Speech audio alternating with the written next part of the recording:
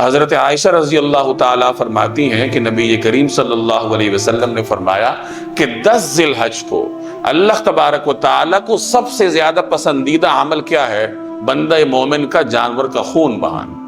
یعنی 10 ذی الحج کو اللہ کے ہاں آپ کا پسندیدہ عمل ہی یہ ہے کہ بندہ مومن کیا کرے؟ اللہ کی رضا کے لیے خون بہائے. قربانی کا ثواب آپ کو ملے گا، یہ یاد رکھیں. قربانی جانور کے گلے پر چھری پھر گئی، قربانی ہو گئی. لیکن قربانی کا فلسفہ اس وقت پورا ہوتا ہے جب آپ غریب غربا کو سب کو اس گوشت میں یاد رکھیں. تو جو آدمی گوشت تقسیم کرتا ہے اسے صدقے کا الگ سے ثواب ملتا ہے. حضرت زید بن ارقم فرماتے ہیں کہ نبی کریم صلی اللہ علیہ وسلم کے صحابہ نے عرض کیا کہ اے اللہ کے رسول، یہ قربانی کیا ہے؟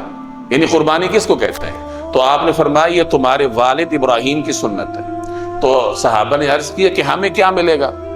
تو آپ صلی اللہ علیہ وسلم نے فرمایا کہ ہر اون اور ہر بال کے بدلے میں نیکی ملے گی. یعنی جانور کے جسم پر جتنے بال ہیں تو ہر بال کے بدلے میں کیا ملے گی؟ نیکی ملے گی. اب وہ بال آپ گن نہیں سکتے، تو اس کا مطلب یہ ہے کہ اللہ تبارک و تعالیٰ کی بارگاہ سے آپ کو بے شمار نیکیاں ملتی ہیں.